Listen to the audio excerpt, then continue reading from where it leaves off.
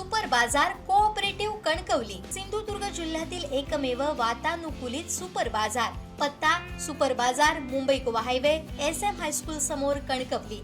आपल्या अतूट विश्वासामुळेच आम्ही 25व्या वर्षात पदार्पण करतोय।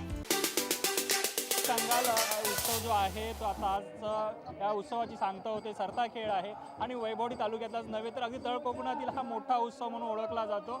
या उत्सवाची जी परंपरा आहे, काय नेमकी परंपरा आहे आणि कशा पद्धतीने आपण सर्व गावकरी हा उत्सव साजरा करतात। गावची परंपरा म्हणजे आमच्या गावातील सर्व लोकांच्या खेळामेळ्याच्या सल्लागाराने आमचा हा कार्यक्रम पार पाडला जातो। परत आम्हाला आमचा खेळायला रंगाचा रंग घालायला सुरुवात झाल्यानंतर आमची खेळाची सुरुवात होते। सुरुवात झाल्यानंतर काल आमचे मानाच्या होट्या बांधल्या गेल्या, त्यानंतर आज आम्ही खेळाचा हुकूम घेतला। आम्ही खेळामेळा आणि सर्व भाविकांच्या साक्षीने आम्ही आज कौल लावल्यानंतर आम्हाला रंगाचा रंग घालायला हुकूम दिल्यानंतर आम्ही त्याची तयारी करू। तयारी केल्यानंतर आज तुम्ही भाविकांनी सुद्धा त्याचा लाभ घेतला असेल, लोकांनी सुद्धा घेतला असेल।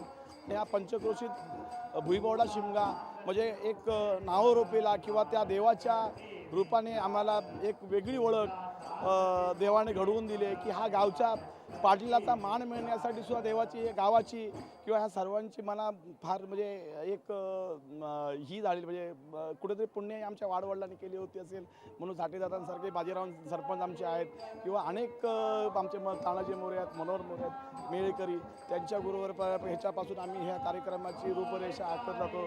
वाडवडिलांनी चालवलेला कार्यक्रम आहे हा, पुढे अनेक त्याची भविष्यात त्याची म्हणजे एक मोठ्या प्रमाणात त्याचा उत्सव साजरा व्हावा ही सर्व गावकऱ्यांची खेळामेळ्याची आमची भरपूर त्याच्या पाठीमागेची एक इच्छा आहे। आणि पाहुणाही आमची एकत्र कुठला नवस असेल काय असेल, नवस म्हणजे आपल्याला जर श्रद्धा ठेवली तर त्याच्यावर निश्चितपणे तो आपल्याला मार्ग काढून देतो, ही अशी ख्याती आहे या देवाची।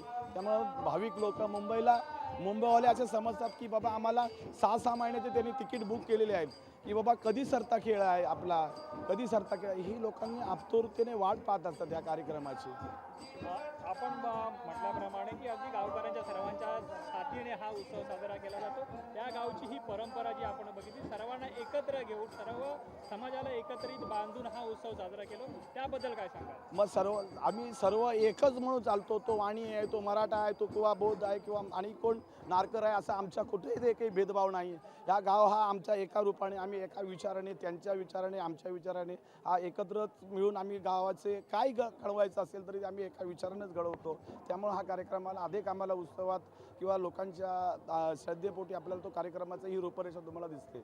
मोरोजी, आपण पाहिलं तर वैभवडी तालुक्यातच नव्हे तर अगदी सिंधुदुर्ग जिल्ह्याचा सर्वात मोठा उत्सव म्हणजे अगदी होळीपासून अगदी 15 ते 20 दिवस हा उत्सव चालणारा हा तुमचा भुईबवडा गावचा शिमगोत्सव म्हणून पाहिलं जातं। यामागची नेमकी काय कारण आहेत आणि कशी परंपरा आहे? आमचा सर्वात म्हणजे आमच्या या 32 खेड्यामध्ये जवळजवळ आम्हाला 15 दिवस त्याचे आम्ही म्हणतो की आम्हाला 11.5 महिने आम्हाला मोकळीक असते। 15 दिवस आल्यानंतर हा आमचा कार्यक्रम म्हणजे वाडवडिलांनी चालवला होता की हा पाडव्यालाच तुम्ही म्हणजे पाडव्याच्या आदल्या दिवशी किंवा पाडव्या दिवशी हा 2 दिवसापूर्वीच होतो। आम्ही कधीच त्याचा कार्यक्रमाला खंडत आलेला नाही, ह्याच्या पुढे सुद्धा येणार नाही अशी आम्हाला खात्री आहे, कारण ही आम्हाला देवाने हुकूम दिल्यानंतरच त्याची आम्ही पुढची तयारी करतो।